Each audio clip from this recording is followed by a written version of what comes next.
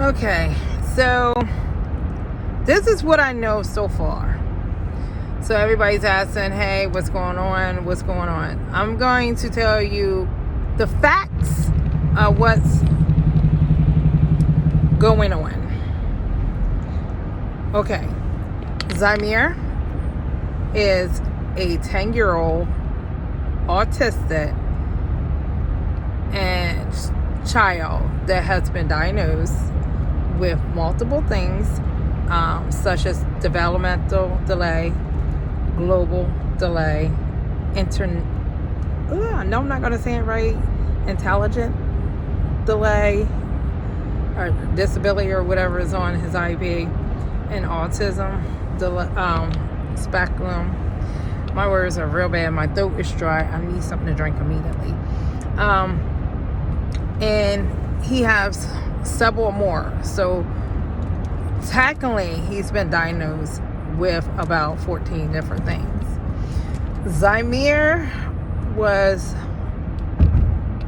born with a lot of health conditions and concerns, and pretty much they told me that he was not going to make it. I went through a long and hard pregnancy, for those that know me, to the point that I actually told them that since I had to decide which one of us lived, I wanted my father to raise my son, and I wanted him to bury me because I had already lived 30 years. So, I wanted my child to have the opportunity to experience what I did. But we're both here. We were blessed, and we both made it. I was in ICU for a while, and Zamir was in his. So we did not get to see each other for a while. I stayed in the hospital for 7 days. I wanted to go home. I probably was very mean, I should say, because I wanted to go home. I was tired of being in the hospital, because they control every little thing I did. But I was in a lot of pain. So that's just a little background about Zamir. He's my miracle baby. He's the one they said I wouldn't have had. But with that being said, they told me that there was a possibility that he was going to have Down syndrome. So all of our hands are pretty much just similar. But children, normal people hands look like this. His hands doesn't have this. He has that one line the Down syndrome kids have. So we had to do some genetic testing, and that's how we found out a lot of his diagnoses, because of the extra genes and stuff. So if anybody had to do gene pools, you would know that when you do genetic testing, it's a lot of money. So I paid for a lot of them because the insurance company we had only paid a portion of it. So it was very expensive. So I can get him the best care. Now, on March the 1st, 2022, Zamir's situation was this. Zamir had went to school, and then it was gym time. He went to gym. Him and a little girl were playing with water. So March the 1st in Delaware is still COVID, meaning the kids are still wearing their masks. They're still using the water bottles to drink. They're not using the water faucet. So therefore, Zamir and the little girl was squirting water on each other. They both were wet. But when the gym teacher found out, he became angry and walked up to them yelling and screaming. When the gym teacher went up to them yelling and screaming, Zamir explains to him to back up. He was too close. Autistic children do not like it when you're very close. A lot of them don't even like to be touched. And if they feel threat, they will protect themselves. It's part of who they are.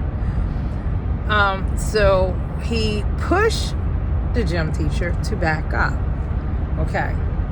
The gym teacher, the little girl informed us, got mad, picked them up and slammed them. Okay. So the first incident happened on the stage. Okay. Now, there is a video. But as we all know, when it comes to schools, They cut and clip and trim for you to see what you want. They never want to show you the whole video. Okay?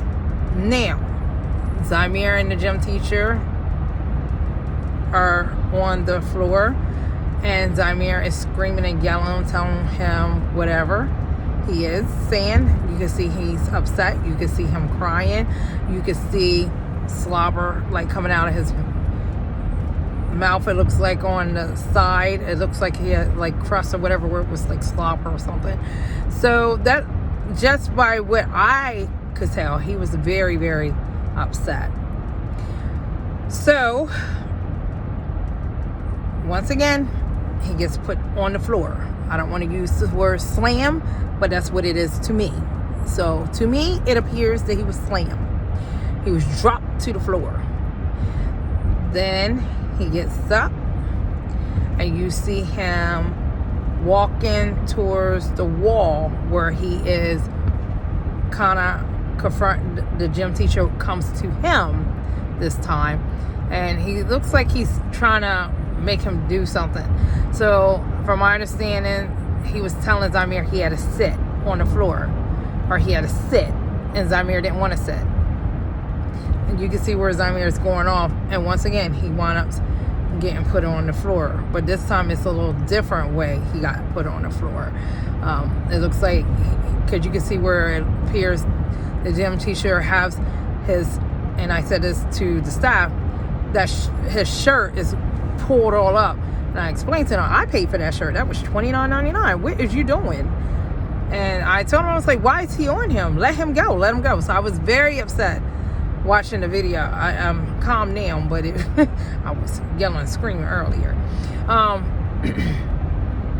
So you can see where he was like huddled, like stuck and trapped, and you can see where there was like nobody doing nothing. Yes, there was another teacher in there. She was just standing there watching. Looked like she had her cell phone, her device in her hand. Just not a care, not a worry. Just walking around. Well, they were supposed to got someone else. She had plenty of time to go get someone else. There is about, I want to say about 20 to 30 children watching this whole incident. So they're standing there and they're watching it all. So when police officer Sergeant Mark says there were no children around, they weren't near around, they were playing or whatever, he lied. That man lied. He's a liar. I wouldn't believe nothing. If I had to go to court, he would not be the one that I brought up on a stage, because he lies. He looked at me straight in my face and said, I said, how did he get on the floor? The liar said, he fell. Bull crap. He did not fall. And it's clear he never fell until the end, when he was laying on the floor, and there goes the gym teacher by him, and he realizes that Zamir's not really responding no more. So then I think that's when reality starts and wearation kind of starts. Hey, what's going on with this child? So they try, you could see where Zamir attempts to try to get up, and he can't. So he wound up right in between the stage and the floor. You can see where he did attempt to try to get up, and he could not get up.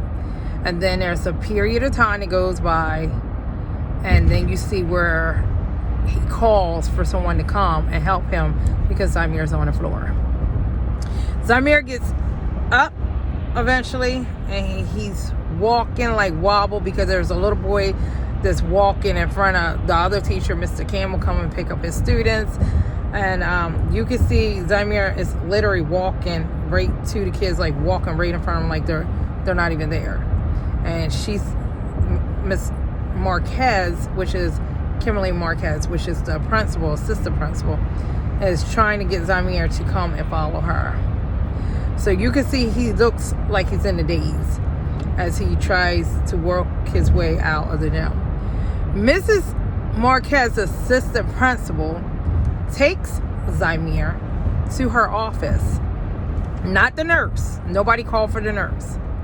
She takes Zymir to her office, and she lets him stay in her office. I was told by Lake Forest staff, HR person, that he is in her office for 45 minutes or so. So meaning 45 minutes or more. Now, she gives Zymir a toy. She gives him a toy, and she takes him back to class.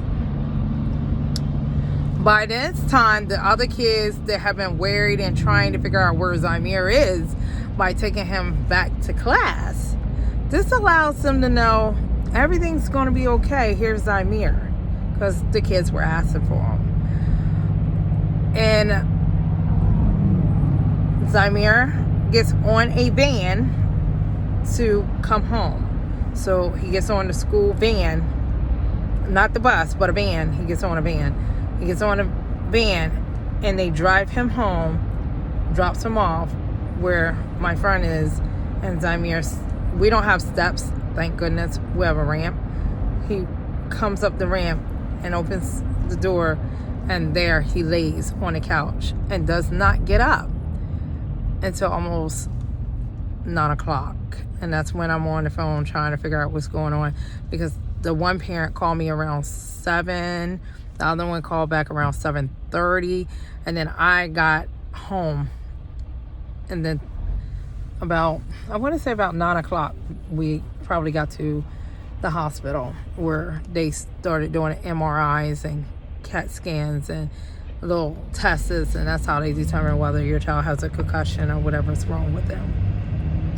And then we could see the black eye, we could see the swollen face, we could see, there's multiple things we can already see just by looking, the bruises on his back and stuff. So the police officer says that lying is not a crime, but it doesn't make it right. Well, not following an IEP is a crime. Endangering the welfare of a child is a crime. Neglect is a crime. So I wanted to find out why this police officer didn't want to press charges. Come to find out, the police officer and the school have ties together. So they kind of work together. And that's why he didn't want to do it. So what he thought was that he would lie to me and say, oh, well, your son, he just fell on the floor. But he watched the video, so he watched the same video we watched. So he knows that he didn't fall on the floor. But I guess he was hoping that I wouldn't ask for the video. And I guess he was hoping that I would just walk away like most parents do. So that's what he wanted to cover up, and then the lie would be unnoticeable. So I was very shocked and appalled that Sergeant Mark from Troop 3 in Canton, Delaware would look a parent in the face and lie. Like, wow, 27 years, how many cases have you done that you lied on? Like, I wonder, did these people really get justice? Because here you are lying to a parent about something that she knows is a crime. So when I talked to the school officials, this is what they said. And, quote, we have nothing to do with what the police officer said. So they don't want no part of the lies that this police officer has said. None at all. Zero. They admitted that they felt like there was a lot of things done wrong with my son. They admitted that the nurse was there. So I actually talked to the nurse, which was Mrs. O'Brien. I asked her, I said, was you working on March the 1st? She said, yes, I was. I said, so why didn't you come to help my son? She said, I wasn't aware of anything about your son. I wasn't aware of no injuries. I wasn't aware of any restraint. I wasn't aware of anything, she said. She wasn't aware of nothing. So the only people that knew about Zymir's situation that were adults was Mr. Lynch, John Lynch, the gym teacher, Kimberly Marquise, the assistant principal, and what is her name? Miss Crouch, which is the paraeducator, and red light, camera ahead. What is the principal? Now, the principal told me that he was with my son that day, which was not true because they informed me he wasn't there at all. But he found out about it and chose not to correct his staff or to take any discipline actions on any of the people that were involved. So, once again, they're looking for this to be swept underneath the rug and left alone. But here's my issue with us parents. We have to stand up for our children. There is too many things that are going on in the school that are not being documented, that are not being told, and the children are the ones to suffer. A lot of kids remember bad things. So Sergeant Mark, last name is G-A-G, I think L-I-O-N-E. I can't even say his name. He said that corporate punishment was kind of like still around. That's a lie. So in 2012, there was an article written, and you can look it up on the internet. Delaware completely made sure corporal punishment was outlawed in Delaware. No. So that means that no children are supposed to come home with bruises, marks, or anything from any staff. Because if you're certified in child restraint, you will know how to do it without the child getting bruised and coming home with multiple concussions and everything else. So the HR gentleman suggestion was that they just get people retrained. But no actions have been taken. So the police officer tells ABC News 47 that they're investigating. That was a lie. I haven't heard anything from the police department at all. Nothing. Zip zero. Because they work with the school, they're not trying to do anything. So, a lot of people go, well, race is a big issue. Well, yes and no. I feel like I interact with people of all colors. I don't care if you're purple, green, or orange. If I believe and you believe, what color is the blood? It's red. So I don't care what color you are. I don't give a darn. My brother, he has married all kind of females. Except for an African American woman. He hasn't married one of them. But, I really don't care what you are. We come from a blended family. So, but in this case, everybody's saying, what color is everybody? What color is everybody? So, I'll tell you. Because right is right and wrong is wrong. The bottom line is, they were wrong. This should have never happened to a child. Period. I don't care what color you are. I don't care where you came from, what country, what state, what city, how you look, how you talk. This should have never happened, especially to a special need child. They have a hard enough time in this world. But John Mark, I believe is classified as Caucasian. Kimberly Marquez, which is assistant president, Caucasian. The assistant principal, Mr. Sheehan, Caucasian. Mrs. Crouch, I believe is Caucasian. Zymir, African American.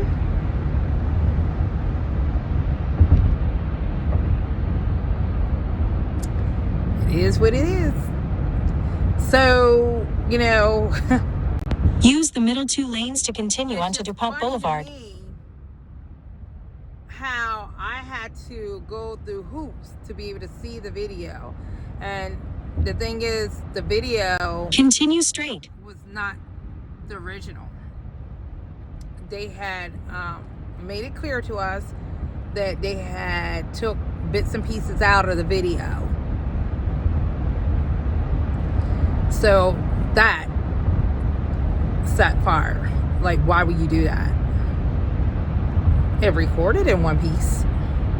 You should have gave it to me to view in one piece. So that's the situation. I have a lot of questions for people. How would you feel if your child was put in the room with assistant principal for him to start the process of recovering or regaining himself, as they said, for an hour or more? How would you feel? Now, this is a special needs child that had heart surgery not long ago, like a year and a half ago. And he had a heart machine like a year ago because we wanted to make sure his heart was doing some funny things. So you already know he has a heart condition. You already know that he is kind of like ADHD, and he just has a lot of health issues. He has the breathing stuff. Why will you leave him like that? Why would you not get him medical attention when the nurse is there? And I like the fact that the nurse was honest. She was blunt. Hey, she's like, yo, I ain't losing my license for nobody. Because as a nurse in the medical field, you can get a job anywhere. But if you lose your license, you're done. So she made it clear she didn't know nothing. But yes, she was available to give him any treatments. Now, here's the other crazy thing. There was no referral. There was no write-up. There was nothing. Jack Diddley squad. It wasn't until after this started trending on Facebook and news and everything else, almost 10 days later, I'm going to be honest, 9 days, I think they written a paper up on the 10th or the 11th where I have requested all of my son's records. So I requested all of my son's records. I was like, I need all his records. I want everything. From discipline to referrals to progress reports to report cards to counseling to OT to PT to speech, IEP plans, IEP meetings, IEP openings. I want it all, I said. Did they send me 3 referrals on my son? I've never seen these. Never got a copy. Where did they come from?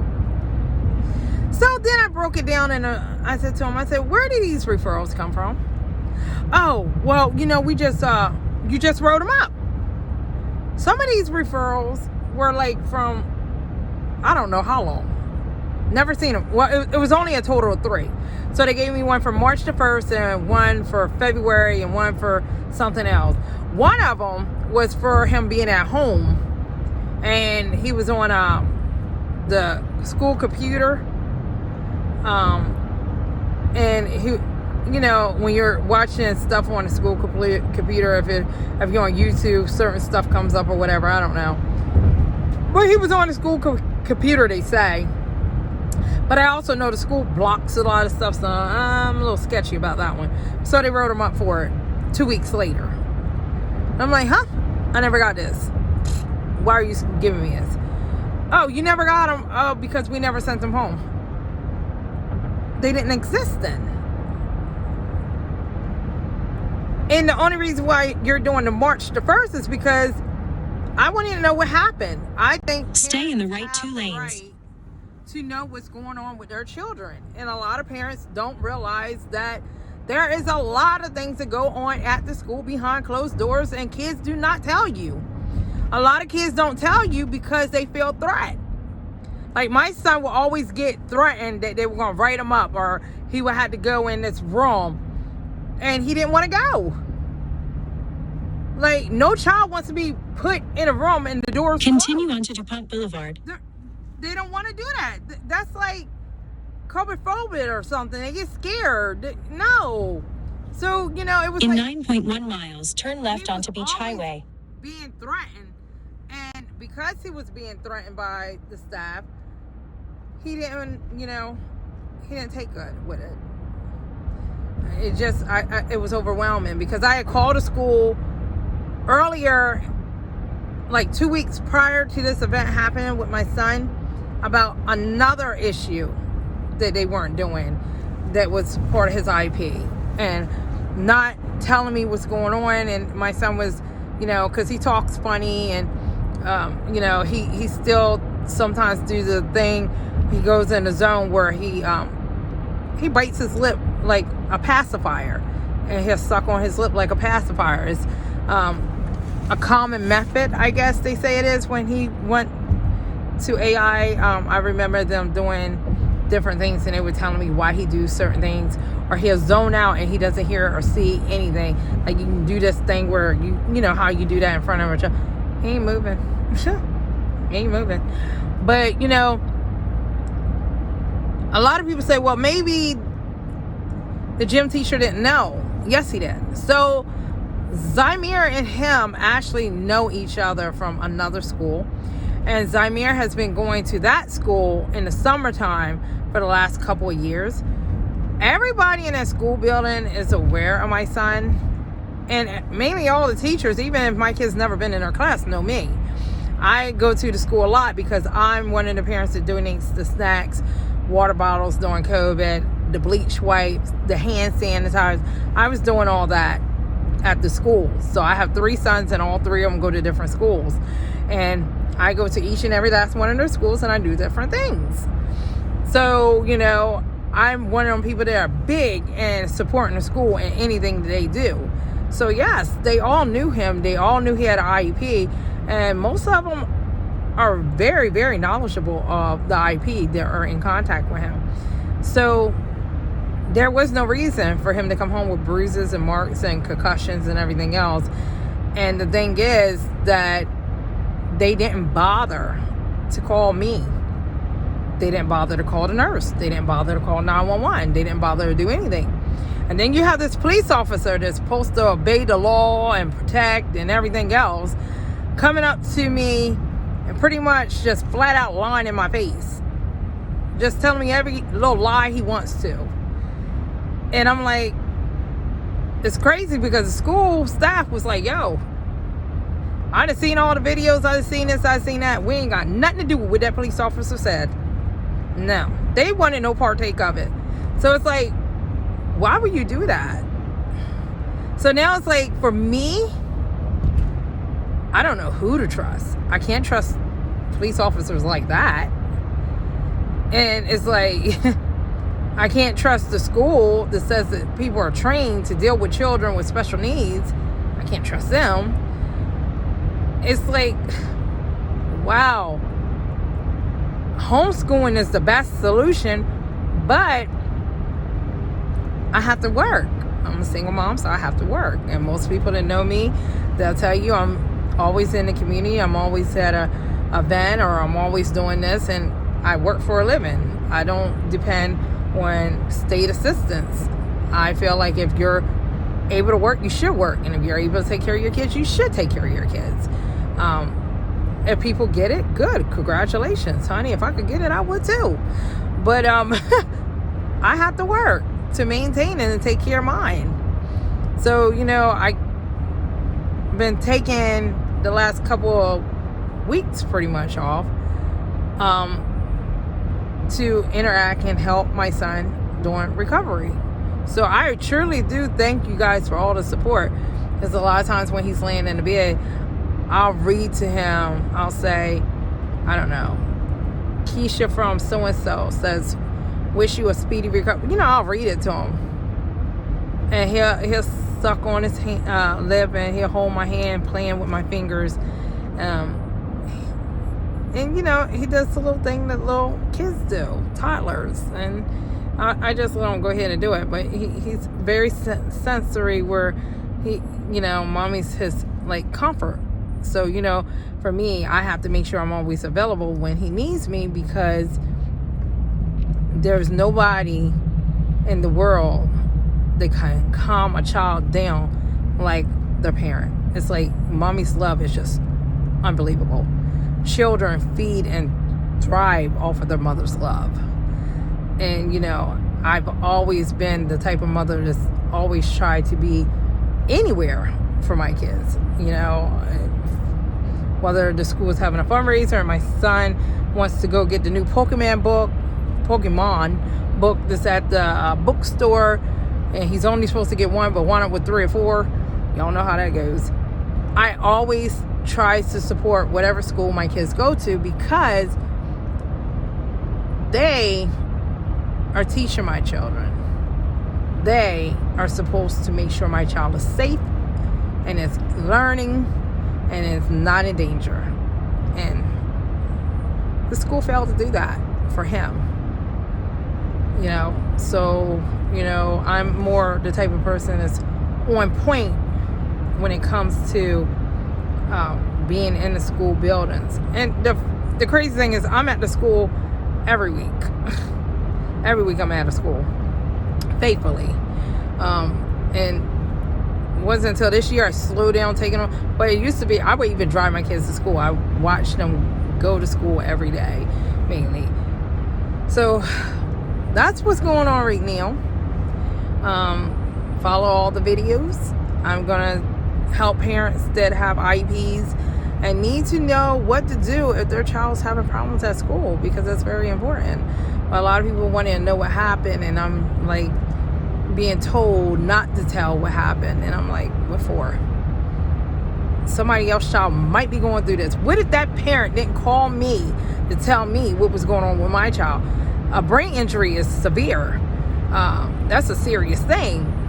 What if my son would have just laid on that couch and me not knowing anything, my babysitter not knowing anything, and God forbid he had his head hit so hard that he had a blood clot in his head, or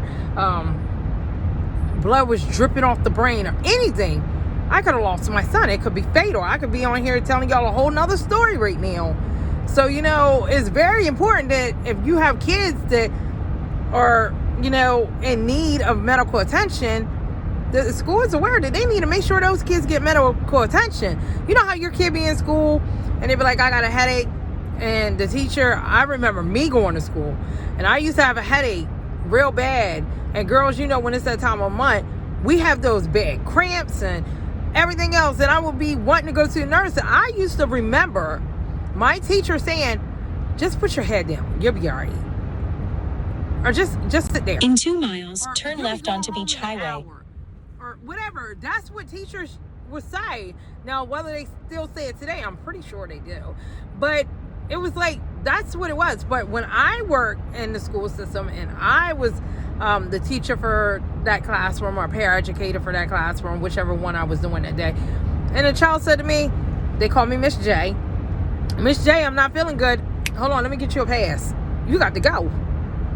You got to go from here, because I don't want anything to happen to you, and it's on my clock. And I remember the nurse saying to me, she said one day, she was like, I'm glad you sat so-and-so down, because when he got to me, he was wheezing very, very hard. And I said, yeah. And he had to go. But it's just the fact that you can't assume what's wrong with a child. You don't have that degree as a teacher. Your job is to make sure that child gets medical attention. You need to make sure that you stay in your lane and not try to be the doctor lane or the nurse lane and get that child medical attention. It could be something small. That's not for you to decide. That's for the nurse to decide. Because see, if the nurse decides that there's nothing wrong with that child and something happens to that child, stay in the middle that's lane. the nurse license on the line. That's what I learned from working in the school system. And I worked at numerous of schools in Delaware, all kind of school districts. So I never ever made the Use the left lane to turn onto Beach Highway. To go to the nurse. I wasn't a doctor. I wasn't a nurse. I wasn't anything. I was just a teacher. I don't know nothing about that. What's wrong with you? Your stomach hurt. You might got the bug. Go ahead. Go on down there.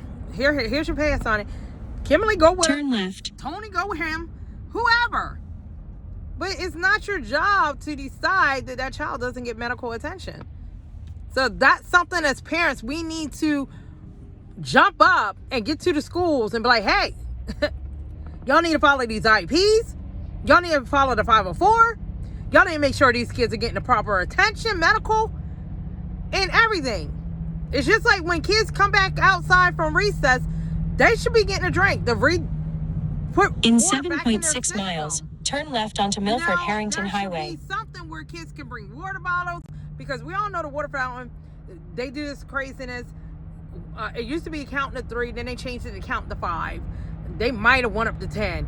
But, you know, the water's dripping out. You're trying to suck it all down. Come on. They only really get a drink during breakfast time.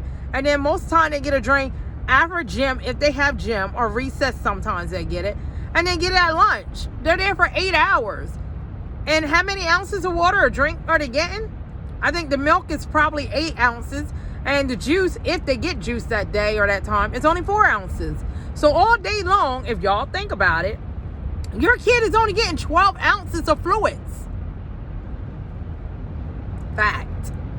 Majority of the kids only get 12 ounces of fluid. Now, if they have breakfast, they get 12 ounces of milk, 4 ounces of juice. So that gives them 16. Lunchtime, they get just milk. That's 8 ounces. If they drink it all. A lot of kids don't want to drink milk. They don't drink it at all. So guess what? All day long, they going to music and gym and arcing, walking up and down the hallways and here and there. They're running off of 12 to 20 ounces of fluids.